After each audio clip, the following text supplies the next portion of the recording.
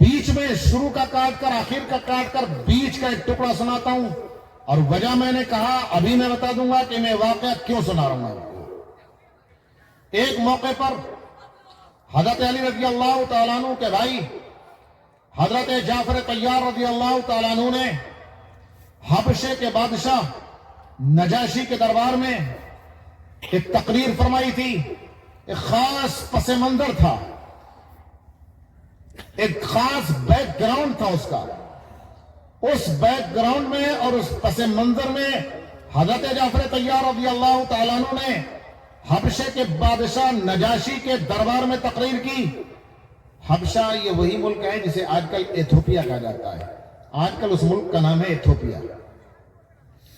تو یہ کہیے کہ ایتھوپیا کے بادشاہ کے دربار میں تقریر کی تھی، اور اس وقت وہ نجاشی جو حبشے کے بادشاہ تھے مسلمان نہیں تھے، کرسچن تھے، مسلمان نہیں تھے، لیکن دماغ سیکولر تھا، دماغ میں وسعت تھی، تعصب بھرا ہوا نہیں تھا، دشمنی بھری ہوئی نہیں تھی۔ انہیں اس سے کوئی لینا دینا نہیں تھا کہ میرے ملک میں کون کس مذہب پر عمل کرتا ہے۔ انہیں تو اپنے مذہب کے اندر رہتے ہوئے اپنے ملک کے اندر امن و امان چاہیے تھا کہ کسی کو کوئی پریشانی نہ ہو۔ میرے ملک میں جس مذہب کا ماننے والا آ کر کے رہنا چاہے تو رہے۔ چنانچہ مکہ مکرمہ سے کچھ مسلمان ہجرت کر کے وہاں چلے گئے تھے۔ یہ علماء بتائیں گے آپ کو۔ میں نے کہا کہ مجھے پورا واقعہ بیان کرنے کا موقع نہیں ہے۔ مدینہ منورہ ہجرت کرنے سے پہلے صحابہ کرام کو نبی اکرم صلی اللہ علیہ وسلم نے اجازت دی تھی کہ مکے کے کفار کی پریشانیوں سے چھٹکارا پا کر تم جس ملک میں سکون کی زندگی گزار سکتے ہو جا کر رہ سکتے ہو۔ اس وقت صحابہ کرام نے پہلی ہجرت مدینہ منورہ ہجرت کرنے سے پہلے پہلی ہجرت حبشے کو کی تھی۔ تقریباً 80-85 صحابہ کرام حبشے پہنچ گئے تھے، لیکن قریش کے سرداروں نے، جگادریوں نے اور قریش کے بڑے بڑے کافروں نے، دشمنوں نے مسلمانوں کے وہاں بھی نہیں چھوڑا۔ وہاں شکایت لے کر پہنچ گئے کہ بادشاہ یہ ہمارے قوم کے غدار ہیں، ہم سے غداری کر کے، عیاری اور مکاری کر کے، دھوکہ دے کے ہمارے آ گئے، انہیں ہمارے حوالے کر دیا جائے۔ قریش کا وقت پہنچ گیا تھا تو شاہ حبشہ نے کہا تھا نجاشی نے کہ میں ایک طرف کی بات سن کے فیصلہ نہیں کروں گا جب تک مسلمانوں کی بات میں نہیں سن لوں گا۔ اس وقت مسلمانوں کو اپنے دربار میں بلایا تھا اور یہ کہا تھا حضرت جعفر طیار رضی اللہ تعالیٰ عنہ سے اور مسلمانوں سے وکالت کر رہے تھے۔ تمام مسلمانوں کی طرف سے 80-85 جتنے مسلمان تھے سارے دربار میں گئے اور ان کی طرف سے ترجمانی کر رہے تھے، وکالت کر رہے تھے حضرت جعفر طیار، حضرت علی کے بھائی۔ تو پوچھا تھا کہ تم کس مذہب کو مانتے ہو، تمہارا قائد کون ہے، تمہارا رہبر کون ہے، تم نے کس آدمی کو نبی مانا ہے، اس کی تعلیمات کیا ہیں، وہ کیا تم کو نصیحت کرتے ہیں۔ اس وقت کھڑے ہو کر حضرت جعفر طیار رضی اللہ تعالیٰ نے تقریر کی تھی۔ اس تقریر کا شروع کا 2-3 سطر کا ایک ٹکڑا سنانا چاہتا ہوں بس، اور کیوں سنا رہا ہوں میں ابھی بتاؤں گا۔ اب میری بات کو ذرا توجہ سے سننا ہے۔ ایک بات یہ بھی سن لیجئے کہ وہ جو نجاشی تھے کرسچن تھے، لیکن اللہ تعالیٰ نے انہیں ایمان کی توفیق دے دی تھی۔ بعد میں وہ بادشاہ نبی اکرم صلی اللہ علیہ وسلم پر ایمان لے آئے تھے، نبی اکرم صلی اللہ علیہ وسلم کو نبی مان لیا تھا، مومن ہو گئے تھے، حبشے سے مدینہ منورہ نہیں آ پائے تھے، نبی اکرم صلی اللہ علیہ وسلم سے ملاقات نہیں ہوئی تھی، حبشے میں ہی انتقال ہو گیا تھا۔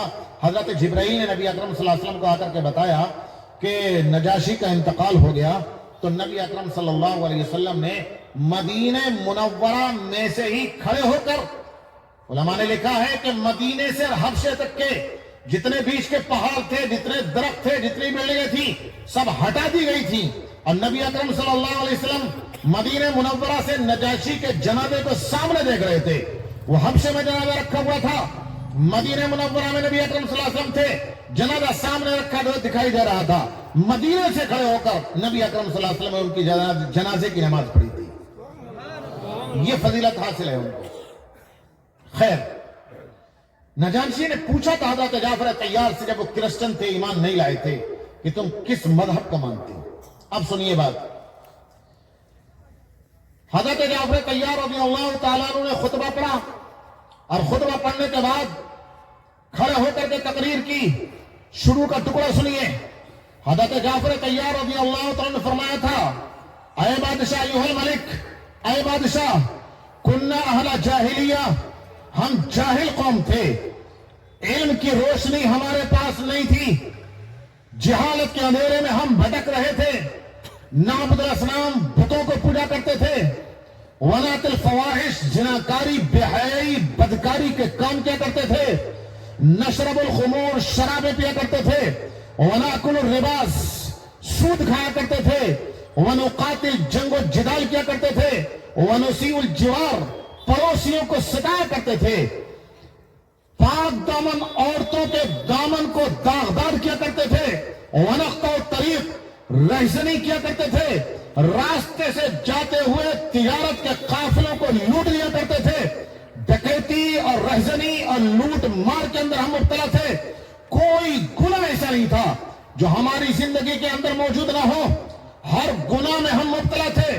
لڑکیوں کو پکڑ کر زندہ دفن کر دیا کرتے تھے، گڈھا کھود کر انہیں قتل بھی نہیں کرتے تھے، زندہ ہی گڈھے میں ڈال کر اوپر سے مٹی ڈال دیا کرتے تھے. ہم انسانیت کی زندگی کو چھوڑ کر حیوانیت کی زندگی گزار رہے تھے. جانوروں جیسی ہماری زندگی تھی، انسانوں جیسی زندگی نہیں تھی. دنیا کا ہر گناہ ہماری زندگی میں تھا. اتنے میں ایک آدمی ہمارے درمیان سے کھڑا ہوا، ہمارے قبیلے کا تھا، ہمارے محلے کا تھا، ہمارے خاندان کا تھا، مکہ شہر کا رہنے والا تھا. 40 سال کی اس کی عمر ہو چکی تھی. پیدائش سے لے کر 40 سال تک کی عمر کی پوری زندگی اس کی ہماری آنکھوں کے سامنے گزری تھی.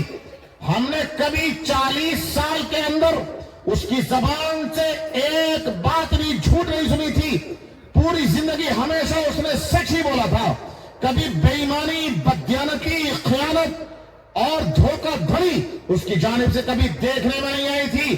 ہمارے مکے کا بچہ بچہ، ہر جوان، ہر بوڑھا اسے سچا اور امانتدار کہتا تھا. 40 سال کی عمر میں وہ کھڑا ہوا اور اس نے کھڑے ہو کر کے ہم سے یہ کہا کہ لوگوں، اللہ نے مجھے نبی بنا کر بھیجا ہے، رسول بنا کر کے بھیجا ہے. جہالت کے اندھیرے سے نکل کر علم کی روشنی میں آؤ، علم حاصل کرو، زناکاری، بدکاری، بے حیائی، فحاشی کے کاموں سے باز آ جاؤ، شرابوں کے مٹکے توڑ کر کے پھینک دو. اس نے ہم سے یہ بھی کہا کہ سود کو، اپنے خاندانوں کے سودوں کو اپنے پیروں کے نیچے کچل لو. اور اس نے یہ کہا کہ سب سے پہلے میں اپنے چچا عباس کا سود اپنے پیروں کے نیچے کچلتا ہوں. سود سے باز آ جاؤ، عورتوں کو عزت و احترام دو، پڑوسیوں کا خیال رکھو، ڈکیتی سے رہزنی کو چھوڑ دو، جنگ و جدال کو چھوڑ کر اتحاد و اتفاق میں آ جاؤ. ہمیں اس کی بات اچھی لگی. ہمیں سمجھ میں آیا کہ یہ جانوروں کی زندگی سے نکال کر اور حیوانوں کی زندگی سے نکال کر ہمیں انسانوں کی زندگی میں لانا چاہتے ہیں، اور ہمیں غلط راستے سے ہٹا کر سیدھے راستے پر لانا چاہتے ہیں. جہالت کے اندھیرے سے نکال کر ہمیں علم کی روشنی میں لانا چاہتے ہیں. ہمیں اس کی بات اچھی لگی. وہ سچا تھا، کبھی دھوکہ دھڑی اس نے دی نہیں تھی ہم کو. ہمیں اس کی جانب سے اطمینان تھا. ہم نے اس کے ہاتھ میں ہاتھ دے دیا، ہم نے ایمان قبول کر لیا، ہم نے اس سے رسول مان لیا. یہ جو شکایت لے کر کے آئے ہیں، یہ اپنے پرانے انہیں گناہوں میں مبتلا ہیں. ہم ان گناہوں کو چھوڑ چکے ہیں. ان کا ہمارا یہ جھگڑا ہے، اس کے علاوہ کوئی جھگڑا ان کا ہمارا نہیں ہے. حضرت جعفر طیار رضی اللہ تعالیٰ عنہ نے یہ فرمایا.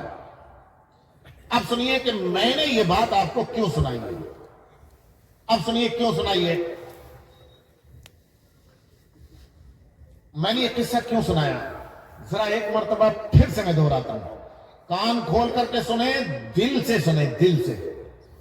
سر کے آنکھوں کانوں سے نہیں، دل کے کانوں سے سننے کی بات ہے. ذرا ایک مرتبہ پھر توجہ سے سنیے گا، کوئی بات چھوٹنے نہ پائے. حضرت جعفر طیار نے فرمایا تھا، ہم جاہل تھے، علم کی روشنی ہمارے پاس نہیں تھی، بتوں کو پوجتے تھے، زنا کرتے تھے، شراب پیتے تھے، سود کھاتے تھے، جنگ و جدال آپس میں کیا کرتے تھے، رہزنی ڈکیتی کیا کرتے تھے، راستے میں چلتے قافلوں کو لوٹ لیا کرتے تھے، پڑوسیوں کو ستاتے تھے، پاک دامن عورتوں کے دامن کو داغدار کیا کرتے تھے، हम जिंदा लड़कियों को दफन कर दिया करते थे। 10 बड़े बड़े गुनाह उन्होंने शुमार कराए। मैंने ये वाकया इसलिए सुनाया है, आप मेरी बात पर तवज्जो ना दें, अपने दिमाग से सोचें, अपने दिल से गौर करें। आप यहां से उठ करके जाएंगे, अपने बिस्तर पर लेटेंगे, 2 मिनट के लिए गौर कर लेना। फील्ड में उतर करके देखिए, मैदान में उतर कर देखिए, अपने गांव में, अपने ग्राम में देखें, अपने शहर के अंदर देखें, अपने पूरे क्षेत्र को, अपने पूरे इलाके को देखें।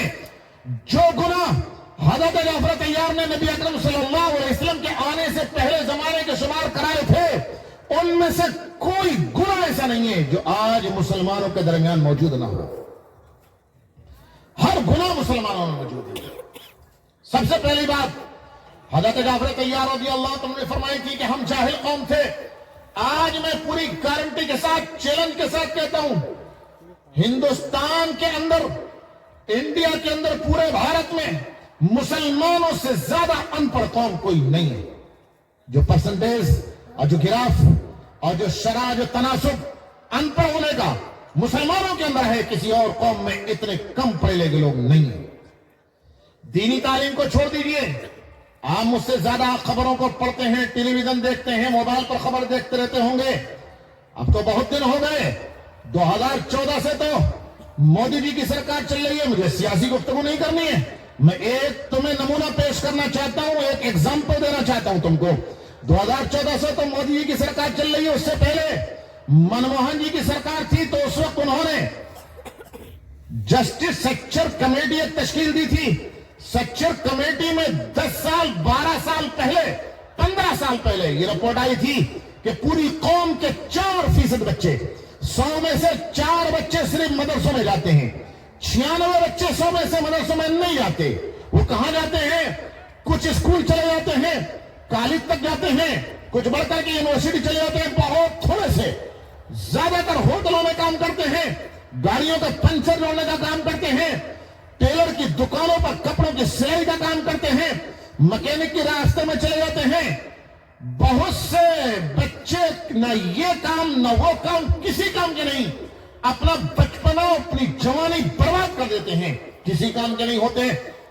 पढ़ने के सूरत हाल हमारी कौम की यह है कि मदरसों में ले दे करके 100 में से 4 बच्चे जा रहे हैं, 96 बच्चे बर्बाद हो रहे हैं। असली तालीम ही नहीं पढ़ते, कॉलेज यूनिवर्सिटियों की तालीम भी नहीं पढ़ते। आप मुसलमानों को देख लें, कितने मुसलमान बच्चे डॉक्टर बनते हैं, कितने एडवोकेट हैं, कितने इंजीनियर हैं।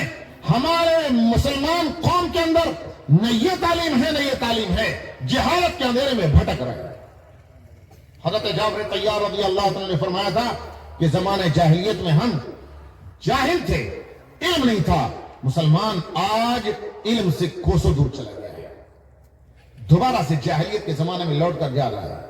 उसे अपने ईमान की, अपने दीन की, अपने मजहब की कोई फिक्र नहीं है, अपनी कौम की कोई फिक्र नहीं है, अपने फ्यूचर की, अपने मुस्तकबिल की कोई फिक्र नहीं है उस शख्स को।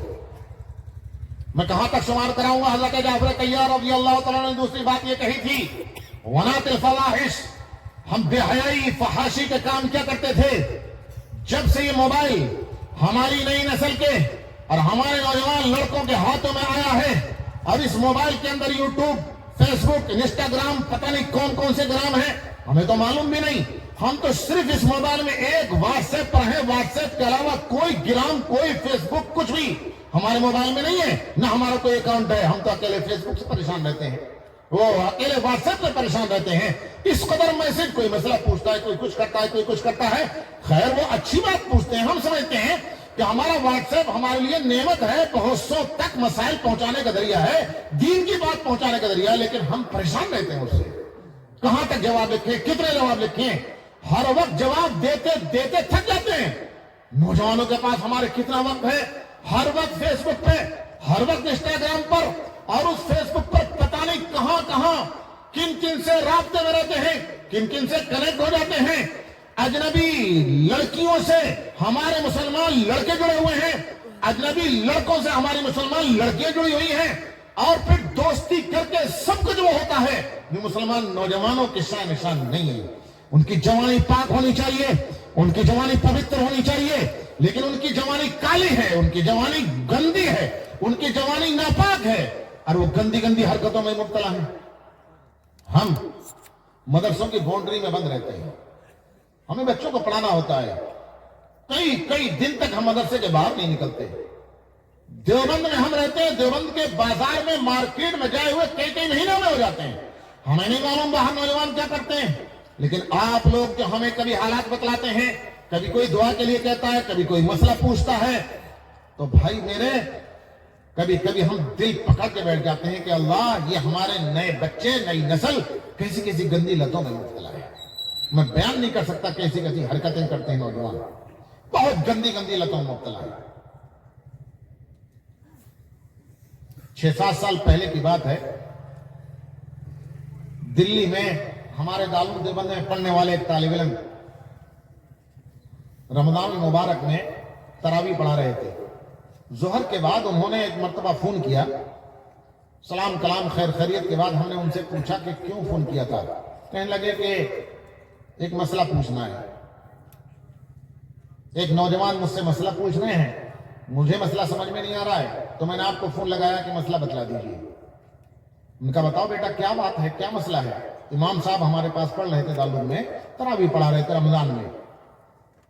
کہنے لگے کہ میں نے ظہر کی نماز پڑھائی، تو ظہر کی نماز پڑھانے کے بعد ایک نوجوان لڑکا 22-23 سال کا ہے، میرے ساتھ حجرے میں آیا ہے، کمرے میں، اور وہ ایک مسئلہ پوچھ رہا، وہ یہ کہہ رہا ہے کہ میں نے سحری کھائی تھی فجر کے وقت میں اور روزے کی نیت کر لی، فجر کی نماز پڑھ لی اور فجر کی نماز پڑھ کے میں سو گیا، 9:30-10 بجے اٹھا، میں نے اپنا موبائل کھولا، یوٹیوب میں جا کر میں بلو گندی فلم دیکھنے لگا، روزے کی حالت میں رمضان کے مہینے میں۔ وہ نوجوان لڑکا کہتا ہے امام صاحب سے، کہتا ہے میں گندی فلم دیکھنے لگا اور اتنی دیر تک میں نے گندی فلم دیکھی کہ گندی فلم دیکھتے دیکھتے میرے اوپر غسل فرض ہو گیا، میرے کپڑے خراب ہو گئے، میں غسل کر کے کپڑے بدل کر کے ظہر کی نماز پڑھنے کے لیے آیا تھا۔ اب وہ نوجوان لڑکا امام صاحب سے یہ پوچھتا ہے کہ میرا روزہ بچا یا روزہ خراب ہو گیا، ٹوٹ گیا، مجھے دوبارہ روزہ رکھنا ہے یا یہ روزہ ہو جائے گا؟ یہ پوچھتا ہے وہ نوجوان لڑکا۔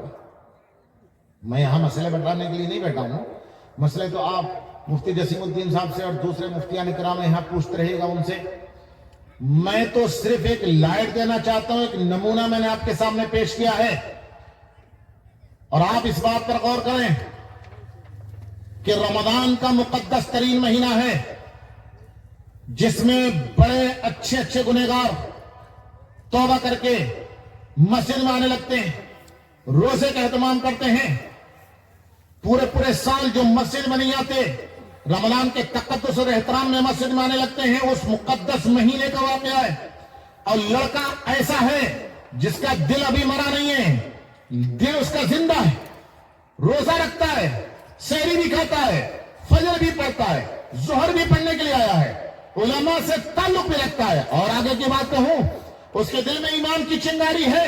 اگر ایمان کی چنگاری نہ ہوتی تو اسے یہ ٹینشن اور یہ فکر کیوں کہ میرا روزہ خراب ہوا یا میرا روزہ صحیح ہو گیا؟ کوئی چیز تو ہے جو دل میں اسے بے چین کیے ہوئے، جو اسے امام صاحب کے پاس پکڑ کر کے لائی ہے، اور دل میں وہ کسک اور وہ کھٹک ہے جو ایمان کی روشنی کی دین ہے اور ایمان کی چنگاری ہے، جس سے وہ پوچھنے پر مجبور ہے کہ مجھے روزے کی قضا کرنی یا نہیں کرنی ہے۔ جب اس لڑکے کا رمضان میں یہ حال ہے تو آپ غور کریں رمضان کے علاوہ 11 مہینوں میں وہ کیا نہیں کرتا ہوگا۔ مزید یہ بھی دیکھیں کہ وہ لڑکا وہ ہے کہ جو رمضان میں روزہ بھی رکھتا ہے، مسجد میں بھی آتا ہے، علماء سے بھی تعلق رکھتا ہے۔ کتنے ہی نوجوان لڑکے ایسے ہیں جو رمضان میں بھی روزہ نہیں رکھتے، مسجد میں آنے کا نام نہیں لیتے، مسجد کی چوکھٹ کو نہیں دیکھتے۔ ہمارے تبلیغی جماعت کے دوست احباب کبھی گشت کرتے ہوئے نکل جائیں تو دیکھ کر کے راستہ چھوڑ کر کے بھاگ جاتے ہیں۔ ان نوجوانوں کا جو رمضان میں بھی نماز نہیں پڑھتے، روزہ چکھنے کا نام نہیں لیتے، ان نوجوانوں کا کیا حال ہوگا آپ خود سمجھ سکتے ہیں۔ بہت برا حال ہے۔ اور نشہ، ڈرگس اور شراب نوشی، ڈرگس اور نشے کا یہ حال ہے۔ میری معلومات کے مطابق مسلمان بچوں میں 80% نوجوان نشے کی لت میں مبتلا ہے۔ 100 بچوں میں 80 نوجوان نشے کی لت میں مبتلا ہے۔ کسی بھی قسم کا کوئی نشہ کرتا ہو، کوئی شراب پیتا ہے، کوئی افیم کھاتا ہے، کوئی اسمیک استعمال کرتا ہے، کوئی بھنگ اور چرس استعمال کرتا ہے، کوئی نشے کی گولیاں لیتا ہے، کوئی نشے کے انجیکشن لیتا ہے، عجیب عجیب نشے کی لتیں لگی ہوئی ہیں. بہت برا حال ہے بھائی. دلی کے قریب میں میوات کا علاقہ ہے. آپ لوگوں نے سنا ہوگا یہ جو ہماری تبلیغی تحریک ہے نا، تبلیغی جماعت، اللہ جزائے خیر دے، حضرت مولانا محمد الیاس صاحب رحمۃ اللہ علیہ کو، انہوں نے تبلیغی جماعت سب سے پہلے دلی کے لگے ہوئے علاقے میوات سے ہی شروع کی تھی، اور بہت اچھا ماحول ہے وہاں تبلیغی جماعت کا. ابھی 2 سال پہلے کی بات ہے، ہم وہاں ایک جگہ بیان کرنے گئے، تقریر کرنے جلسے میں، جیسے یہاں آ گئے ہیں بھٹکتے بھٹکاتے، جیسے یہاں آ گئے ایسے وہاں گئے تھے. دارالعلوم میں ایک طالب علم ہمارے ساتھ پاس پڑھتے تھے، محمد احمد، اسی علاقے کے، وہ ہمارے ساتھ گئے. جس جگہ جلسہ تھا اس گاؤں میں اس طالب علم کی جو ہمارے پاس پڑھتے تھے محمد احمد، ان کی خالہ رہتی تھی. ان کے خالہ کے گھر کھانے وانے کا انتظام تھا. ان کی خالہ کا لڑکا ہمارے سامنے آیا، وہ محمد احمد لے کر کے آئے کہ اس کے لیے دعا کر دیجیے حضرت، یہ بہت بیمار ہے. 16 سال کا نوجوان نیا لڑکا، بہت خوبصورت لڑکا، لیکن اس کی صحت کا اتنا برا حال تھا کہ پورے جسم پر شاید 50 گرام بھی گوشت نہ ہو، ہڈی تھی صرف. ہم نے پوچھا کہ بھائی، اسے دعا دے دی ہم نے، جیسی بھی جو اللہ نے توفیق دی. ہم نے اس محمد احمد سے پوچھا اس لڑکے کے جانے کے بعد کہ تمہارے اس بھائی کو بیماری کیا ہے؟ تو محمد احمد بولے کہ حضرت وہ جو کھانسی کا ایک سیرپ ہوتا ہے، کوریکس یا کیا نام ہوتا ہے، اس میں ہلکا نشہ ہوتا ہے، رات کو 1-2 ڈھکن 10 ml پی لو تو رات بھر بڑی اچھی نیند آتی ہے. آدمی کو ہوش نہیں رہتا کہاں پڑا ہوا ہے، بہت اچھی گہری نیند آتی ہے. ہمیں تو کبھی کبھار ڈاکٹر نے دے دیا تو صبح کو پڑھانا مشکل ہو جاتا ہے. جسے عادت ہوتی ہے وہ تو برداشت کر جاتا ہے، لیکن جسے عادت نہ ہو وہ بڑا پریشان ہو جاتا ہے اسے پی کر کے. وہ کہنے لگے کہ محمد احمد کے یہ کوریکس جو سیرپ آتا ہے حضرت، اس سیرپ کے ذریعے سے نشہ کرنے کا عادی بن گیا ہے. 4 بوتل روزانہ پی جاتا ہے اور اس کے پھیپھڑے خراب ہو چکے ہیں. یہ صورتحال ہمارے نوجوانوں کی ہے. یہاں نوجوان بہت سے موجود ہیں. مجھے امید نہیں ہے کہ ان نوجوانوں میں سے کوئی نشے میں مبتلا ہوگا، لیکن ان نوجوانوں کو اس لیے سنائی دیتا ہوں کہ یہ اپنے دوست احباب کو، اپنے ساتھیوں کو جو اگر اس لت میں مبتلا ہیں انہیں سمجھانے کی کوشش کریں گے. ایک بات ذرا غور سے سنیے گا، توجہ سے. آپ جانتے ہیں کہ اللہ تعالیٰ نے کروڑوں اربوں کی تعداد میں مخلوق پیدا کی ہے. پہاڑ، درخت، دریا، انسان، جانور، کتنی ہی مخلوق ہے. اور جانوروں میں لاکھوں قسم کے جانور ہیں، طرح طرح کے لاکھوں کروڑوں قسم کے درخت ہیں، طرح طرح کے پانی اور دریا ہیں، طرح طرح کی مچھلیاں ہیں، طرح طرح کے انسان ہیں.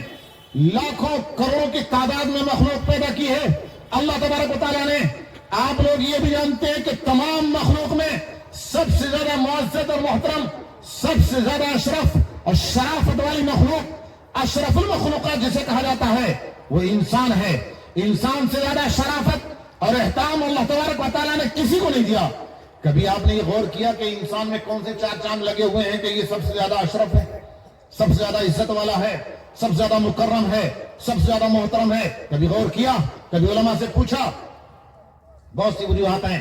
میں ایک بات بتا دیتا ہوں آپ کو.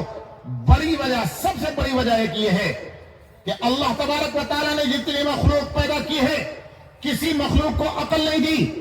اللہ تبارک و تعالیٰ نے انسان کو عقل دی ہے. عقل دینے کی وجہ سے انسان اشرف المخلوقات ہے. جانوروں میں عقل نہیں، پیڑوں میں عقل نہیں، درختوں میں عقل نہیں، پہاڑوں میں عقل نہیں، دریاؤں میں عقل نہیں، زمین آسمان ستاروں میں عقل نہیں، کسی چیز میں عقل نہیں ہے. انسان کو عقل دی ہے. صرف ایک عقل ہے کہ اس عقل کی وجہ سے، جس عقل کی وجہ سے یہ اشرف المخلوقات ہے اور سب سے زیادہ معزز اور مکرم انسان ہے، صرف عقل کی وجہ سے. لیکن نوجوانوں ذرا غور سے سنیو، یہ نشہ ایسی بلا ہے، ڈاکٹر صاحب یہاں موجود ہیں، ان سے پوچھئے گا، یہ نشہ ایسی بلا ہے کہ جب شراب پیتا ہے انسان اور نشہ اس پر چڑھتا ہے تو اس کی عقل کام کرنا چھوڑ دیتی ہے، عقل زائل ہو جاتی ہے، عقل ختم ہو جاتی ہے. عقل کے کام کرنا چھوڑ دینے کی وجہ سے، عقل زائل ہو جانے کی وجہ سے، عقل کے ختم ہو جانے کی وجہ سے انسان اور جانور میں کوئی فرق نہیں رہ جاتا ہے. انسان انسانیت سے نکل کر جانوروں کی صفوں میں پہنچ جاتا ہے. اس لیے آپ دیکھتے ہوں گے گرمیوں کے اندر نالی کے پانی میں कुत्ता पड़ा हुआ दिखाई देगा, वहीं कहीं पर नशे वाला आदमी भी पड़ा हुआ दिखाई देगा। उसे ये होश नहीं रहता। जैसे कुत्ता नाली में बैठता है, गंदगी में पड़ा रहता है, गलावत में पड़ा रहता है, कूड़े के ढेर पर पड़ा रहता है, इसी तरीके से इंसान भी नशे की हालत में कुत्ते के बराबर हो जाता है। कहीं नाली में पड़ा हुआ है, कहीं गलावत में पड़ा हुआ है, कहीं कूड़े के ढेर पर पड़ा हुआ है। नौजवानों, अपने दोस्तों को, साथियों को समझाओ कि वो इंसानियत को छोड़कर जानवरों की सफों में क्यों पहुंच रहे हैं। खैर, बात लंबी हो गई। मैं इतनी लंबी चौड़ी तकरीर करने के इरादे से बैठा भी नहीं था। अभी मैंने कहा था 2-3 बातें करूंगा, एक बात ही मेरी अभी चल रही है, 2 बातें अभी और कहूंगा इंशाअल्लाह। मैं बात को जरा समेटूं। मैं ये कह रहा था, देखो मेरी बात अगर लंबी हो जाए और तुम्हारी नींद खराब हो जाए तो मुजरिम मैं नहीं हूं, मुजरिम आप हैं वाकई। वैसे तो कोई मौलवी अपनी गलती मानता ही नहीं, तो मैं अपनी गलती क्यों मानूंगा। कोई भी मौलवी आपको ऐसा नहीं मिलेगा जो आपको ये कहे कि हाँ हमसे गलती हो गई, तो मैं क्यों मानूंगा। और यहां तो सच्ची बात यह है कि वाकई मेरी गलती नहीं है। अगर मेरी लंबी तकरीर हो जाए तो गलती आपकी है। वो इसलिए है कि उलमा जानते हैं, हमारे अकाबिर में एक हैं हजरत मौलाना अशरफ अली साहब थानवी रहमतुल्लाह अलैह, बहुत बड़े आलिम गुजरे हैं। इंसान क्या, अल्लाह ने एक फरिश्ता उतार दिया था थाना भवन में, देवबंद के करीब में, देवबंद के पड़े हुए दारूम के 800 के करीब किताबें लिखी उन्होंने। ये डॉक्टर जसीमुद्दीन साहब से पूछिएगा उनके हालात। हजरत मौलाना अशरफ अली साहब थानवी रहमतुल्लाह अलैह बड़े, बहुत बड़े आलिम, उन्होंने अपनी एक किताब में ये लिखा है कि सामने वाला मजमा दिल में जैसा जज्बा लेकर, दिल में जैसी तड़प लेकर और जैसी तलब लेकर, सामने वाला मजमा सुनने वाला जैसी तलब, जैसी तड़प और जैसा जज्बा दिल में लेकर बैठता है, अल्लाह तबारक व तआला बयान करने वाले के दिमाग और दिल में उसी के हिसाब से बात डालते रहते हैं। नारे तकबीर! हजरत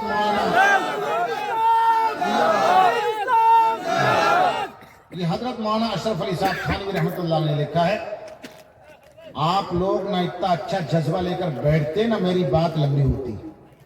इसलिए मैं कह रहा हूं गलती तो आपकी। आप इतना अच्छा जज्बा और तड़प और तलब लेकर बैठे क्योंकि मेरी बात लंबी हो रही है। लेकिन मैं तो दुआ करूंगा कि अल्लाह ताला आपके इस जज्बे में और बरकत अता फरमाए, आपके अंदर और तलब और अल्लाह ताला आपके अंदर और तड़प पैदा फरमाए। खैर, मैं शुरू से ये बात कहने के लिए बैठा था कि हजरत जाफर तैयार रज़ी अल्लाह तआला ने फरमाया था, हम जाहिल कौम थे, हम ज़िनाकारी बदकारी किया करते थे, हम शराब पीते थे, हम सूद खाते थे।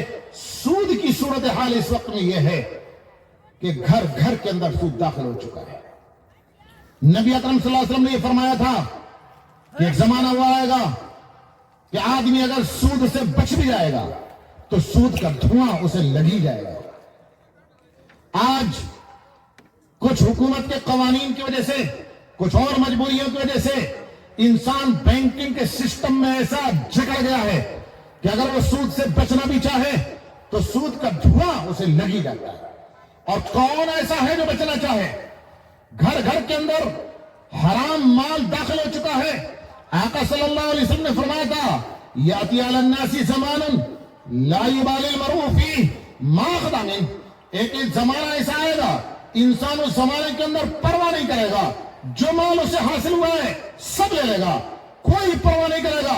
अमिनल हलाल अम मिनल हराम, और कमा क़ाला अलैहि सल्लतु वस्सलाम, हलाल का है तो हराम का है तो हर वक्त पैसे पैसे के चक्कर में रहेगा। हलाल मिले तो हराम मिले तो अपना बैंक बैलेंस बनाने के चक्कर में, अपनी कोठी और बंगला बनाने के चक्कर में, चमाती हुई फर्राडे भरती हुई गाड़ियां और सवारियां लेने के चक्कर में, हलाल हराम की तमीज के बगैर, हलाल और हराम में फर्क किए बगैर सिर्फ माल के पीछे लगा रहेगा। एक जमाना ऐसा आएगा, नबी अकरम सल्लल्लाहु अलैहि वसल्लम फरमाया था, आज हम अपनी आंखों से देख रहे हैं कि हर शख्स माल के पीछे भागा चला जा रहा है, हलाल और हराम की तमीज मिटती चली जाएगी।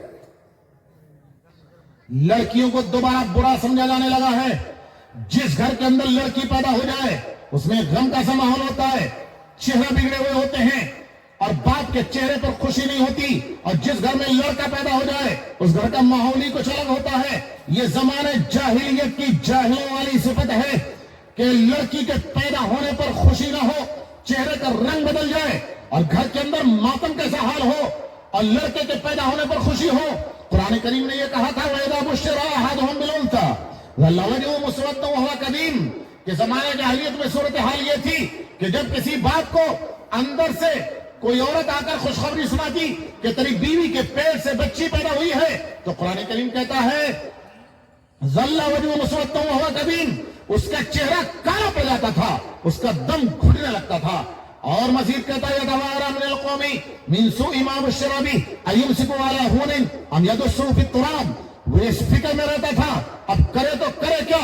اس کے سامنے دو آپشن ہوا کرتے تھے، یا تو یہ ہے کہ ذلت اور خواری کو برداشت کرے، قوم کے سامنے ذلیل اور حقیر بن کر کے رہتا رہے اور لڑکی کی پرورش کرتا رہے، لڑکی کو زندہ اپنے گھر میں رکھے تو قوم کا ذلیل ترین آدمی۔ اور دوسرا آپشن پھر یہ تھا کہ اس کو زمین میں اور مٹی کے اندر دھسا دے، جب تک وہ مٹی میں دھسا نہیں دیتا تھا اپنے آپ کو ذلیل اور حقیر سمجھتے ہوئے قوم کے سامنے نہیں آتا تھا، قوم سے اپنا منہ چھپاتا پھرتا رہتا تھا۔ آج صورتحال یہی ہے، اگر کسی گھر میں لڑکی پیدا ہو جائے تو لوگوں کو بتانا نہیں چاہتا کہ میرے گھر میں لڑکی پیدا ہو جائے۔ ہم جاہلیت کے زمانے میں پہنچ چکے ہیں، صورتحال یہ ہے۔ اب دوسری بات سنیے، میں پوری رات گناہوں کو بیان کرتا رہوں اور معاشرے کی خرابیوں کو، سماج کی، سوسائٹی کی خرابیوں کو بیان کرتا رہوں، اس سے حاصل کیا ہے؟ جب تک کہ اس کا ٹریٹمنٹ نہ ہو، جب تک اس کا علاج نہ ہو، جب تک کہ اس کی دوا نہ لی جائے اور اس بیماری کو ختم نہ کیا جائے، جب تک سماج لائن پر آنے والا نہیں ہے۔ آخر اس بیماری کا حل کیا ہے؟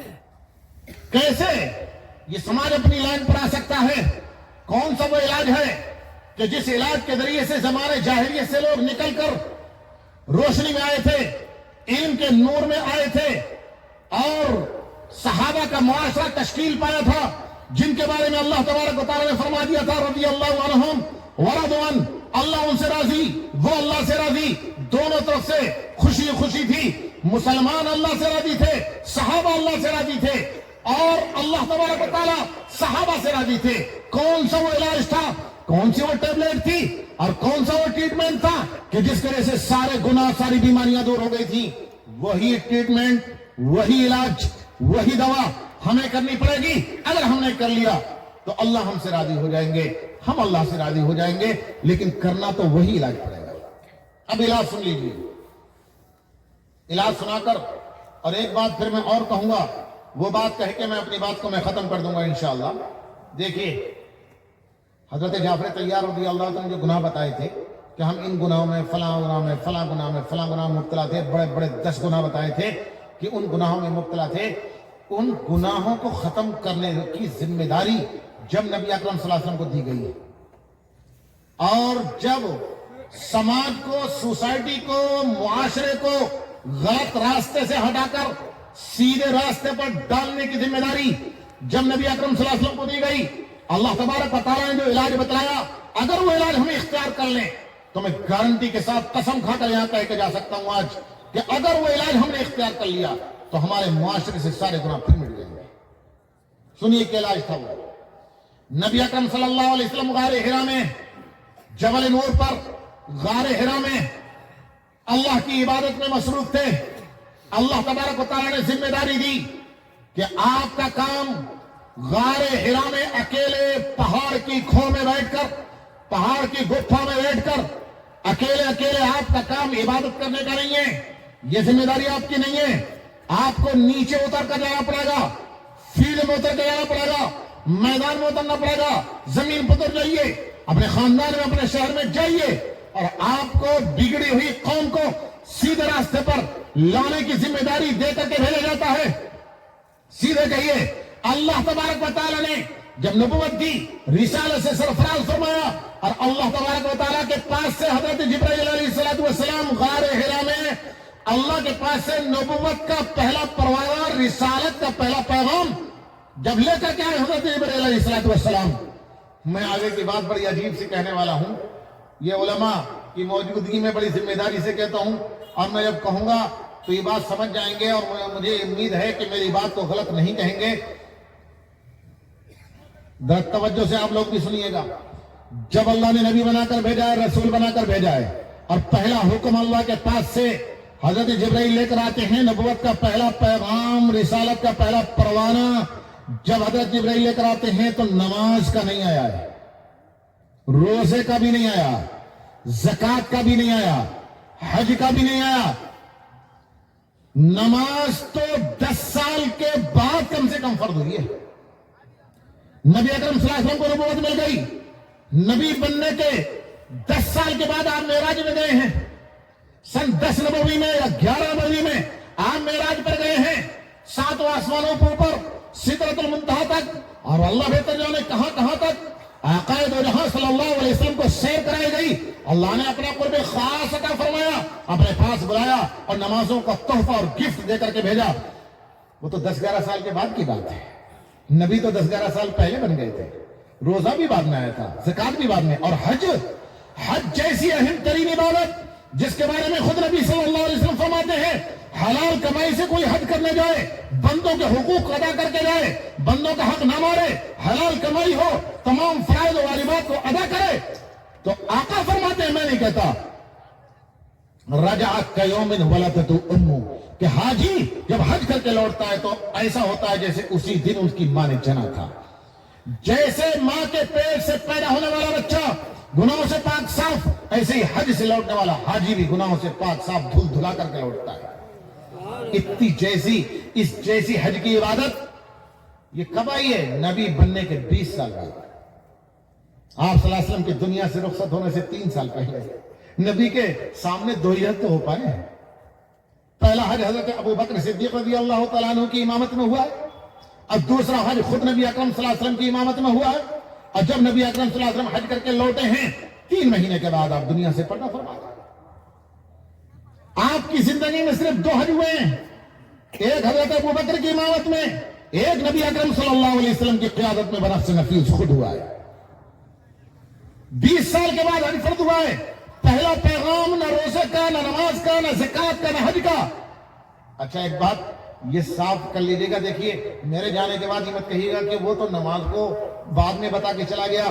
نماز, روزے, زکات اور حج کی اہمیت میں جانتا ہوں, میرا ایمان ہے کہ اسلام کی بنیاد 5 چیزوں پر ہے. لا الہ الا اللہ محمد رسول اللہ, اقام الصلاۃ, نماز قائم کرنا, زکات دینا, روزہ رکھنا, حج کرنا, ان 5 چیزوں پر اسلام کی بنیاد ہے. میں جانتا ہوں, میرا ایمان ہے, میں اپنا ایمان خراب نہیں کرنا چاہتا. ان کی اہمیت کا مجھے پتا ہے, مجھے ان کی اہمیت کو کم نہیں کرنا ہے. میں کیسے کر سکتا ہوں کہ اپنا ایمان خراب کروں گا؟ ہاں یہ بتانا چاہتا ہوں کہ جتنی اہم چیز ہوتی ہے اتنی اہم چیز کا انتظام بہت پہلے سے ہوتا ہے. پہلے سے انتظامات کیے جاتے ہیں. جلسہ ہو رہا ہے, مفتی جسیم الدین صاحب سے پوچھیے گا, ان کے اسٹاف سے پوچھیے گا کتنے دن پہلے سے اس کے انتظامات ہو رہے تھے. تو نماز, روزہ, زکات اور حج کا پہلے سے انتظام کرایا جا رہا تھا. علم کی روشنی دی جا رہی تھی, علم کے زیور سے آراستہ کیا جا رہا تھا, نماز کو سمجھنے اور پڑھنے کی کیفیت پیدا کی جا رہی تھی, مسائل سمجھائے جا رہے تھے کہ نماز کو پڑھنا کس طریقے سے ہے, حج کیسے کرنا ہے, زکات کیسے دینا ہے, روزہ کیسے کرنا ادا کرنا ہے. پہلے سے علم کی روشنی دی جا رہی تھی. جب صلاحیت پیدا ہو گئی اور جب طاقت پیدا ہو گئی تب یہ احکام آئے ہیں. اہم چیز میں ایسے ہی ہوتا ہے, اہم چیز شروع میں نہیں آتی ہے, اہم چیز بعد میں آتی ہے. اس لیے اس کی اہمیت کا انکار نہیں. پہلا حکم اگر آیا ہے اللہ کے پاس سے تو کیا آیا ہے؟ اقرأ بسم ربک الذی خلق. اقرأ بسم ربک الذی خلق, پڑھیے اس رب کے نام سے جس نے پیدا کیا ہے. معاشرہ بگڑا ہوا ہے, گناہوں سے لبریز ہے, بچہ گناہ میں مبتلا ہے, جوان مبتلا ہے, بوڑھے مبتلا ہیں. اس وقت گناہوں کو ختم کرنے کے لیے اللہ کا حکم پہلا آتا ہے, اقرأ بسم ربک الذی خلق. اسی رب کے نام سے پڑھیے جس نے پیدا کیا ہے. علماء نے لکھا ہے کہ اس قرآن کریم کی سب سے پہلی آیت میں جو سب سے پہلے نازل ہوئی ہے, پہلے نمبر پر پہلی آیت میں یہ کیوں کہا گیا ہے کہ اس رب کے نام سے پڑھیے جس نے پیدا کیا ہے؟ یہ بھی تو کہا جا سکتا تھا اس رب کے نام سے پڑھیے جس نے اونچے اونچے پہاڑ بنائے ہیں, اس رب کے نام سے پڑھیے جس نے دریا بہائے ہیں, اس رب کے نام سے پڑھیے جس نے تریپورہ میں ربڑ پیدا کی ہے, اس رب کے نام سے پڑھیے کہ جس نے سمندروں کے اندر انگنت مخلوق پیدا کی ہے. سب کچھ کہا جا سکتا تھا. یہ بھی کہا جا سکتا تھا کہ پہاڑ اور پتھر جیسی سخت چیز بنائی ہے اور جس نے پانی جیسی بہتی ہوئی نرم چیز بنائی ہے. یہ کیوں کہا گیا کہ پیدا کیا ہے؟ اس رب کے نام سے پڑھیے. مفسرین لکھتے ہیں اللہ تبارک و تعالی یہ اشارہ دینا چاہتے ہیں مخلوق کو اور اپنی کائنات کو کہ بندو دیکھو، پیدا ہونا تمہارے بس میں نہیں تھا، دنیا میں آنا تمہارے طاقت میں نہیں تھا. یہ قدرت اور طاقت تو میرے پاس ہے کہ میں ہی پیدا کر سکتا ہوں. میرے پیدا کیے بغیر کوئی نہیں آ سکتا. اب میں نے پیدا کر دیا، میں نے تمہیں پیدا کر دیا، وجود بخش دیا، دنیا میں تم آ گئے. جب دنیا میں تم آ گئے اور دنیا میں آنے کے بعد تمہاری ہڈیوں میں کچھ دم آ گیا، کچھ جسم جسد تھوڑا سا مضبوط ہو گیا، 6-7 سال کے ہو گئے، اور کچھ شعور آ گیا، 4-5 سال کے ہو گئے، کچھ شعور آ گیا، عقل کام کرنے لگی.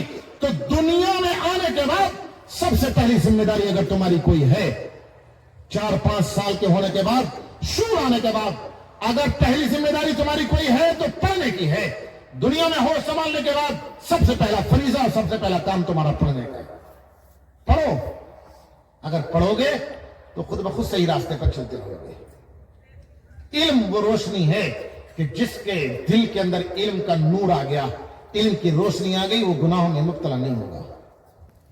آپ غور کر لیجئے گا، میری بات مت سنیے، آپ خود ٹھنڈے دل سے غور کریں، اپنے محلے کو دیکھ لیں، ایک سروے کر لیں، کیلا شہر کے اندر پورے میں سروے کر لیں کہ کیلا شہر میں کتنے حافظ ہیں، کتنے قاری ہیں، کتنے مفتی ہیں، کتنے علماء ہیں.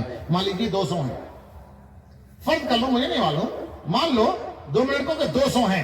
ان 200 حافظوں میں اور علماء میں کوئی شرابی نہیں ملے گا، کوئی زنا کرتا ہوا نہیں ملے گا، کوئی سود کھاتا ہوا نہیں ملے گا، کوئی لڑکیوں کو دفن کرتا ہوا نہیں ملے گا، کوئی قتل و قتال کرتا ہوا نہیں ملے گا، کوئی رہزنی ڈکیتی کرتا ہوا نہیں ملے گا، کوئی پڑوسی کو ستاتا ہوا نہیں ملے گا. اس کے علاوہ دوسرے 200 نوجوانوں کو کہیں کسی محلے سے، چاہے وہ ہوٹلوں پہ کام کرنے والے ہوں، چاہے وہ پنچر جوڑنے والے ہوں، چاہے وہ کالج یونیورسٹیوں میں پڑھنے والے ہوں، 200 نوجوانوں کو دیکھ لینا. میں یہ نہیں کہتا کہ سارے گناہ اس میں ملیں گے، لیکن یہ ضرور ہے کہ ایک نہ ایک گناہ ضرور اس میں ملے گا. بہت کم نوجوان ایسے ملیں گے جس کے اندر کوئی گناہ نہ پایا جاتا. کیا وجہ ہے آخر؟ یہ حفاظ اور علماء گناہوں سے بچے ہوئے ہیں اور دوسرے لوگ گناہوں سے بچے ہوئے نہیں ہیں. کیا چیز ہے؟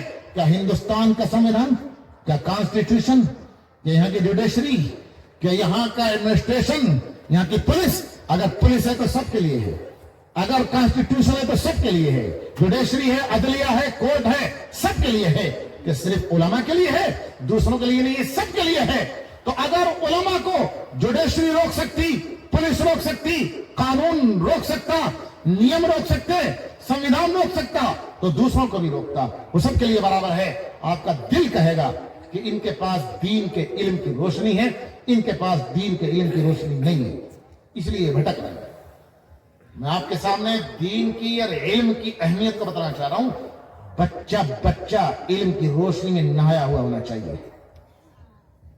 امت کا ہر فرد، بچہ ہو تو، جوان ہو تو، بوڑھا ہو تو، قرآن پڑھا ہوا ہو، علم دین کی روشنی میں نہایا ہوا ہو، پھر میں گارنٹی لیتا ہوں کہ گناہوں میں وہ مبتلا نہیں ہوگا. سب سے پہلا حکم آیا اقرا بسم ربک الذی خلق. اس حکم پر اگر ہم نے عمل کر لیا تو عمل کرنے کے بعد گناہوں سے ہم خود بخود بچ جائیں گے. ہمارا معاشرہ صحابہ کا نمونہ پیش کرنے لگے گا. اب ایک بات یہ ہے کہ علم حاصل کرنا ہے. کون سا علم حاصل کرنا ہے؟ پڑھنا کیا ہے؟ میں نے ایک حدیث پڑھی ہے، اس کا ترجمہ سن لو. نبی اکرم صلی اللہ علیہ وسلم نے فرمایا کیا پڑھنا ہے اور کون سا علم حاصل کرنا ہے. آقا نے فرمایا العلم ثلاثہ، علم 3 ہیں. آیت محکمہ، قرآن کریم کی آیات کا علم، وسنت القائمہ، نبی اکرم صلی اللہ علیہ وسلم کی سنتوں کا علم، وفریضۃ عادلہ، قرآن اور حدیث کے مطابق جو علماء کرام مسئلے حلال و حرام کے بیان کرتے ہیں تو حلال و حرام کے مسائل کا علم جو قرآن اور حدیث کے مطابق ہوں. فریضۃ عادلہ کا مطلب محدثین نے لکھا ہے المسائل التي تعدل القرآن والسنہ، وہ مسائل جو قرآن اور سنت کے مطابق ہیں اور برابر ہے، قرآن و سنت کے خلاف نہیں ہے. ہر امت کا فرد قرآن پڑھا ہوا ہو، سنتوں کو جانتا ہو، اپنی زندگی سے متعلق حلال اور حرام کو جانتا ہو. میں آپ سے یہ نہیں کہتا پوری دنیا کے حلال اور حرام کو آپ سیکھیے. آپ اگر ڈاکٹر ہیں، ڈاکٹر کے لیے کیا حلال کیا حرام ڈاکٹر کو جاننا فرض ضروری ہے۔ ایک بزنس مین ہے، کیا حلال اس کے لیے کیا حرام اسے اپنے بزنس کے مسائل کو سیکھنا فرض ہے۔ ایک کاشتکار ہے، فارمر ہے، کھیتی کرنے والا ہے، کسان ہے، تو کسان کے لیے، کھیتی کرنے والے کے لیے، فارمر کے لیے کیا حلال کیا حرام اس کے لیے جاننا ضروری ہے۔ ایڈوکیٹ کے لیے کون سے مقدمے لڑنا جائز، کون سے مقدمے لڑنا ناجائز اس کے لیے جاننا ضروری ہے۔ ہر شخص اپنی زندگی کے حلال اور حرام کو جانتا ہو، پھر وہ جب حلال و حرام کی روشنی میں اپنی بزنس کرے گا تو گناہوں سے محفوظ رہے گا۔ اور یہاں بہت سے لوگ ہر قسم کے، ہر طبقے کے، ہر ایک کی لائف لائن الگ ہے، ہر ایک اپنے اپنے لائن کے لوگ بیٹھے ہوئے ہیں۔ میں ایک بات یہ بتا دوں حدیث کی روشنی میں کہ میرے بھائیوں، علم کی روشنی میں، قرآن و حدیث کی روشنی میں اگر کوئی بزنس کرو گے تو کوئی بزنس ہو، چاہے میڈیکل لائن کی ہو، انجینئرنگ لائن کی ہو، لا کی لائن کی ہو، آپ لائر ہیں، ایڈوکیٹ ہیں، جج ہیں، چاہے وہ ٹیکنالوجی کی لائن کی ہو، آئی ٹی کی لائن کی ہو، کسی بھی چیز کی لائن کی ہو، آپ بزنس کریں گے، آپ بزنس کریں گے اور قرآن و حدیث کی روشنی میں بزنس کریں گے تو ان علماء سے پوچھئے گا۔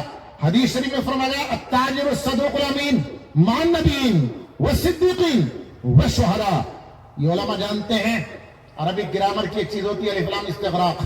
التاجر پر الف لام استغراق کا ہے، اس کا مطلب ہے ہر قسم کا بزنس مین، کوئی بھی بزنس کرنے والا سچائی امانت داری کے ساتھ کرے گا، قرآن و حدیث کی روشنی میں کرے گا تو اس کا حشر انبیاء کے ساتھ، صدیقین کے ساتھ، شہداء کے ساتھ ہوگا۔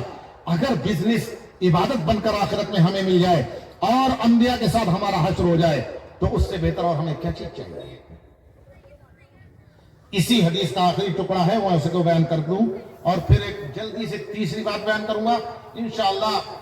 10 منٹ کے اندر اپنی بات میں ختم کرنے کی کوشش کروں گا۔ 11:09 ہو گئے، بہت زیادہ ٹائم ہو گیا، 10 منٹ سے زیادہ اب نہیں لوں گا انشاءاللہ۔ آخری ٹکڑا اس حدیث کا ہے وما سوا ذالک فہو فضل۔ آقا نے فرمایا دیکھو علم 3 ہیں، قرآن کا علم، سنتوں کا علم، حلال اور حرام کا علم۔ فرمایا اور جو ان 3 علوم کے علاوہ ہیں، قرآن، سنت اور حلال و حرام کے علاوہ جو اور علوم ہیں، چاہے وہ کسی چیز کا علم ہو، میڈیکل لائن کا علم ہو، انجینئرنگ کا علم ہو، قانون کا علم ہو، ٹیکنالوجی کا علم ہو، کسی چیز کا علم ہو، آقا نے فرمایا وما سوا ذالک، جو ان 3 کے علاوہ ہے فہو فضل، تو وہ فضیلت کی چیز ہے، آپ کے لیے پلس پوائنٹ ہے۔ کس نے منع کیا حاصل کرنے کو؟ کی حاصل کون منع کرتا ہے؟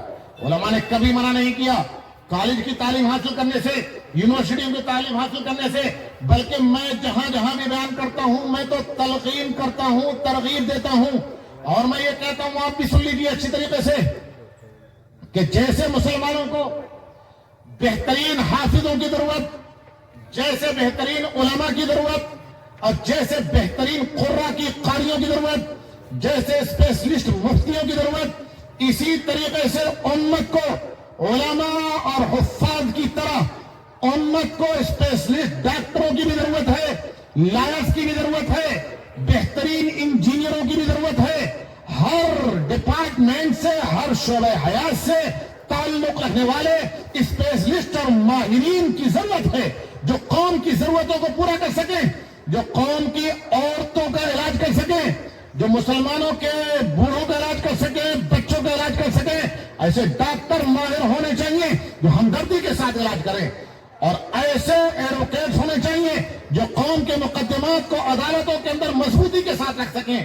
لیکن پھر میں کہوں گا قوم کے ڈاکٹر، قوم کے انجینئر، قوم کے ایڈوکیٹس، قوم کے ججز، سب جو بھی ہیں قرآن پڑھے ہوئے ضرور ہو، سنتوں کو جاننے والے ہوں، یہ جانتے ہوں کہ میرے لیے حلال کیا ہے، میرے لیے حرام کیا ہے۔ اور اس میں ایک اہم کردار گھر کے اندر رہنے والی عورتوں کا ہوتا ہے کہ جس کے پیٹ میں بچہ پلتا ہے، جس کی چھاتی سے ماں کا، جس کی چھاتی سے بچہ دودھ پیتا ہے، اور جس کی گود میں مکتب میں جانے سے پہلے، مدرسے میں جانے سے پہلے 4-5 سال بچہ جس کی گود میں گزارتا ہے، اس ماں کا سب سے اہم کردار ہوتا ہے۔ میں مبارکباد پیش کرنا چاہتا ہوں مفتی جسیم الدین صاحب اور دوسرے ان کے اسٹاف کو کہ انہوں نے لڑکیوں کا ادارہ قائم کر کے ان ماؤں کو علم کی روشنی سے سرفراز کرنے کا قصد کر لیا ہے. اگر عورتیں اس قوم کی علم کی روشنی میں نہا گئی، علم کا نور حاصل کر لیا اور نیکی ان کے اندر آ گئی، ان کی اچھی تربیت ہو گئی، انہوں نے سنتوں کو سیکھ لیا، انہوں نے قرآن کو پڑھ لیا، اور نیک عورت اگر بن گئی، نیک بچی بن گئی، تو نیک بچی کے پیٹ میں جو بچہ پلے گا اور نیک بچی کی چھاتی سے جو بچہ دودھ پیے گا تو وہ ماں باپ کا فرما بردار ہوگا، کبھی ماں باپ کے سر میں درد کرنے والا نہیں ہوگا. ماں کا بہت اہم کردار ہوتا ہے.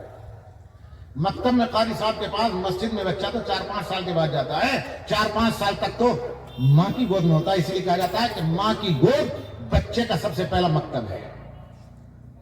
ہمارے دلی میں آپ نے نام سنا ہوگا، ایک محلہ ہے مہرولی. اس مہرولی میں قطب مینار بہت مشہور ہے، دنیا جانتی ہے، آثار قدیمہ میں سے ہے، لوگ اسے دیکھنے آتے ہیں بڑے دور دور سے. مہرولی میں قطب مینار کے پاس حضرت خواجہ قطب الدین بختیار کاکی رحمت اللہ علیہ کا مزار ہے. خواجہ قطب الدین بختیار کاکی رحمت اللہ علیہ کے حالات میں لکھا ہے کہ ان کی ماں 4 سال کا 5 سال کا بچہ ہو گیا تو محلے کی مسجد میں مکتب میں امام صاحب کے پاس، قاری صاحب کے پاس ان کی ماں لے کر کے گئیں اور یہ کہا کہ حضرت اس کو پڑھا دیجئے، آج اس کی بسم اللہ کرا دیجئے، قاعدہ قرآن شروع کرا دیجئے. امام صاحب اس بچے کو سامنے لے کر بیٹھے. خواجہ قطب الدین بختیار کاکی رحمت اللہ علیہ کی بات بتا رہا ہوں، ان کے حالات میں لکھا ہے. سامنے قاری صاحب اور امام صاحب مکتب میں اس بچے کو لے کر کے بیٹھے. اس سے کہا کہ بیٹا پڑھو بسم اللہ الرحمن الرحیم. اس بچے نے پڑھنا شروع کیا، بسم اللہ الرحمن الرحیم الحمدللہ رب العالمین الرحمن الرحیم مالک یوم الدین. بچہ رکتا ہی نہیں، بچہ چل رہا ہے آگے کو. قاری صاحب نے کہا اس بچے سے پڑھتے پڑھتے دیکھ کر کے کہ بیٹا تمہیں کتنا قرآن کریم یاد ہے؟ تو کہنے لگے خواجہ قطب الدین بختیار کاکی رحمت اللہ علیہ، اللہ کا شکر ہے کہ مجھے 16 پارے یاد ہیں، 16 پاروں کا میں حافظ ہوں. اس سے بچے سے پوچھا کہ تم نے یہ قرآن کریم کہاں پڑھا؟ تو انہوں نے کہا کہ ماں کے گود میں. فرمایا جب میں ماں کے گود، ماں کے پیٹ میں تھا تو میری والدہ روزانہ ایک قرآن کریم مکمل پڑھتی تھی. جب میری پیدائش ہو گئی اور پیدائش ہونے کے بعد جب وہ پاک ہو گئی، قرآن کریم پڑھنے کے لائق ہو گئی، کوئی دن ایسا نہیں گزرا کہ جس دن 15-16 پاروں سے کم تلاوت کی ہو، ورنہ معمول تھا پورا قرآن کریم پڑھنے کا. میں گود میں لیٹا ہوا ہوں، والدہ تلاوت کر رہی ہیں، برابر میں لیٹا لیا، تلاوت چل رہی ہے، چھاتی سے دودھ پی رہا ہوں، تلاوت چل رہی ہے.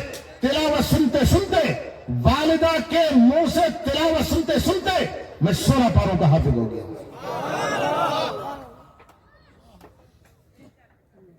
ایک بات یہ بتا دیں، ایسا نہیں ہے کہ اس زمانے کے بچے ذہین تھے، اس زمانے کے ذہین نہیں ہیں. اس زمانے کے بچے پہلے زمانے کے بچوں سے زیادہ ایکٹیو ہیں.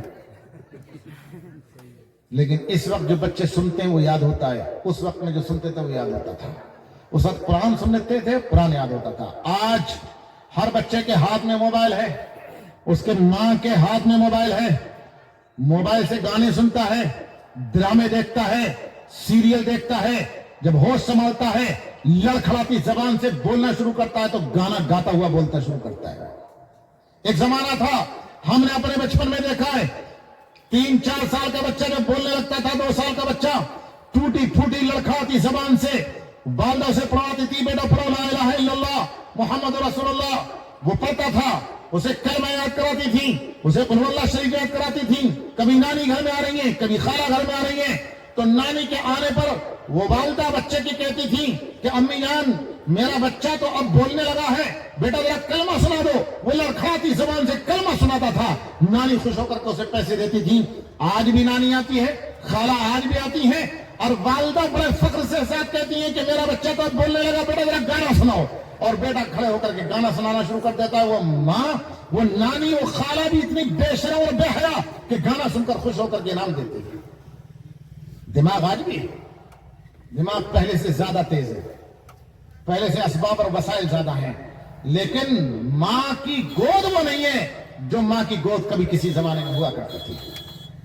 اس لیے اگر مائیں اپنے آپ کو صحیح راستے پر ڈال لیں اور قرآن و حدیث کی روشنی میں بچوں کی پرورش کریں تو پھر مجھے یقین ہے کہ ماں کے پیٹ سے اور ماں کی گود سے جو بچہ باہر نکلے گا تو بنیاد کی پہلی اینٹ جب سیدھی ہوگی تو پوری عمارت سیدھی چلتی رہے گی.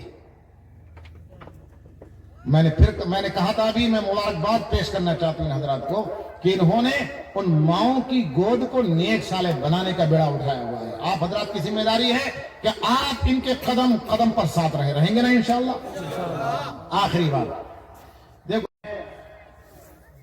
پورے رات تقریر کرتا ہوں, آپ پورے رات تقریر سنتے رہیں تو نہ مجھے تقریر کرنے کا کوئی فائدہ ملے گا نہ آپ کو تقریر سننے کا کوئی فائدہ ملے گا اگر میں اپنی کہی ہوئی باتوں پر عمل نہ کروں اور آپ سنی ہوئی باتوں پر عمل نہ کریں. اصل تو عمل ہے, اصل عمل ہے. میں نے جو باتیں کہی ہیں اگر میں عمل نہ کروں, آپ نے جو سنی ہے آپ عمل نہ کریں تو میرا یقین ہے کہ اللہ تبارک و تعالیٰ کی ہاں میں بچ نہیں پاؤں گا, آپ بھی نہیں بچ پائیں گے. اللہ تبارک و تعالیٰ نے اگر مجھ سے سوال کر لیا کہ ایک ایک گھنٹہ بیان کرتا تھا, تقریر کرتا تھا, لوگوں کے دین کی بات بتاتا تھا, خود عمل کیوں نہیں کرتا تھا, میرے پاس جواب نہیں ہوگا. آپ لوگوں سے پوچھیں گے کہ پوری رات تقریر سنتے تھے, جلسے سنتے تھے, بڑی عزت کرتے تھے حضور لوگوں کی اور حضرات علماء کرام کی, لیکن تم ان کی بتائی باتوں پر عمل کیوں نہیں کرتے تھے, کیا ہوگا تمہارے پاس جواب. اور آج امت مسلمہ پر جو مصیبتیں آ رہی ہیں اور ہر جگہ مسلمان قوم لٹ رہی ہے, پٹ رہی ہے, ذلیل ہو کر رہ گئی ہے, عزت برباد ہو گئی ہے, ذلت اور خواری مسلط ہو گئی ہے. فرق یہ ہے کہ ہمارے اندر, وجہ یہ ہے کہ ہمارے اندر عمل نہیں ہے. صحابہ کرام اور ہم میں صرف یہی فرق ہے, صحابہ ایک بات کو سنتے تھے, زندگی میں اتار لیتے تھے, اور ہم لوگ سنتے ہیں عمل نہیں کر پاتے. ایک صحابی ہیں حضرت عمرو بن ابی سلمہ, نبی اکرم صلی اللہ علیہ وسلم کے سوتیلے بیٹے ہیں. نبی اکرم صلی اللہ علیہ وسلم کی ایک زوجہ مطہرہ ہیں حضرت ام سلمہ. میں کہاں تک آپ کو بتاؤں, میں پھر کہوں گا کہ آپ لوگ اتنا اچھا جذبہ لے کر بیٹھے. میں نے 10 منٹ کا وعدہ کیا تھا, 10 منٹ تو پورے ہو گئے, 11:19 ہو گئے. پتہ نہیں کیا بات, میرا ہاتھ ٹھیک 10 منٹ پہ ادھر کو گیا. تھوڑی دیر اور نہ دیکھتا تو اور کام چل جاتا, اور دماغ پہ بوجھ ہو گیا کہ وعدہ خلافی ہو رہی ہے. لیکن غلطی پھر کہوں گا آپ کی ہے. آپ اتنا اچھا جذبہ آپ لے کے بیٹھے کیوں, نہ اتنی تڑپ اور جذبہ لے کر بیٹھتے, نہ میری بات لمبی پڑتی. لیکن ہنسنے کی بات نہیں ہے, آپ ذرا توجہ سے سنیں کہ ہم کہاں ہیں, صحابہ کہاں تھے. ہنسنے کی بات نہیں ہے واقعی. حضرت ام سلمہ رضی اللہ تعالیٰ عنہا نبی اکرم صلی اللہ علیہ وسلم کی زوجہ مطہرہ ہیں, ہم سب کی ماں ہیں. ان کے شوہر تھے ابو سلمہ, غزوہ احد میں شہید ہوئے. غزوہ احد میں شہید ہونے کے بعد عدت گزر گئی تو نبی اکرم صلی اللہ علیہ وسلم نے ام سلمہ سے نکاح کیا. ام سلمہ کے پہلے شوہر ابو سلمہ سے 4 بچے تھے. چھوٹے بچے, سب سے چھوٹے عمرو بن ابی سلمہ تھے, جو ہجرت سے 2 سال پہلے پیدا ہوئے تھے حبشے میں, جس کا میں نے شروع میں ذکر کیا تھا. حبشے میں پیدا ہوئے تھے, 2 سال پہلے پیدا ہوئے تھے ہجرت سے, اور سن 3 ہجری میں غزوہ احد ہوا ہے. تو غزوہ احد کے موقع پہ تقریباً 5 سال کے تھے. آپ کے والد شہید ہو گئے غزوہ احد میں, والدہ کی عدت گزری, نبی اکرم صلی اللہ علیہ وسلم سے نکاح ہو گیا, اپنی والدہ کے ساتھ نبی اکرم صلی اللہ علیہ وسلم کے گھر آ گئے. آقا صلی اللہ علیہ وسلم کے گھر سوتیلے بیٹے آ گئے, نبی اکرم صلی اللہ علیہ وسلم نے ان کی پرورش کی. اسی لیے حدیث کی کتابوں میں, سیرت کی کتابوں میں لکھا ہوا ہے کہ عمرو بن ابی سلمہ کا لقب تھا ربیب النبی صلی اللہ علیہ وسلم. نبی اکرم صلی اللہ علیہ وسلم کے پالے ہوئے, نبی اکرم صلی اللہ علیہ وسلم نے انہیں پالا تھا. 82 ہجری میں انتقال ہوا ہے, 2 ہجرت سے 2 سال پہلے پیدا ہوئے تھے, 84 سال عمر ہوئی ہے. بالکل اخیر عمر میں اپنا واقعہ سناتے ہیں, جلدی سے میں سنا دوں 2 منٹ میں انشاءاللہ. اخیر عمر میں اپنا واقعہ سناتے کہتے ہیں, میں چھوٹا سا بچہ تھا, نبی اکرم صلی اللہ علیہ وسلم اپنے ساتھ, اپنے پلیٹ میں ساتھ بٹھا کر مجھے کھانا کھلاتے تھے. میں ایک دن نبی اکرم صلی اللہ علیہ وسلم کے ساتھ کھانا کھا رہا تھا, کبھی لقمہ اپنی طرف سے لگاتا, کبھی دائیں سے, کبھی بائیں سے, کبھی آگے ہاتھ بڑھا کر کے نبی اکرم صلی اللہ علیہ وسلم کے سامنے سے لقمہ لگاتا. میں پورے پلیٹ میں ہاتھ گھمائے پھر رہا تھا, ایک پلیٹ میں دونوں کھا رہے ہیں. نبی اکرم صلی اللہ علیہ وسلم نے اس وقت میں نصیحت فرمائی کہتے ہیں میں چھوٹا سا بچہ تھا، نصیحت فرمائی، کہا یا بنیا، اے میرے پیارے بیٹے، کل بسم اللہ، اللہ کا نام لے کر بسم اللہ پڑھ کر کھانا کھاؤ۔ دوسری نصیحت فرمائی، کل بھی امیرک، دائیں ہاتھ سے کھاؤ، کبھی بائیں ہاتھ سے مت کھاؤ۔ تیسری نصیحت فرمائی، کل مما یلیک، اس جانب سے کھانا کھاؤ جو تمہاری جانب ہے، دوسرے کی جانب سے آگے بڑھا کر کے ہاتھ کو لقمہ مت لگاؤ۔ تین نصیحتیں فرمائی، معمولی سی بات تھی، بسم اللہ پڑھ کر کے کھانا کھاؤ، دائیں ہاتھ سے کھانا کھاؤ، اپنی جانب سے کھانا کھاؤ۔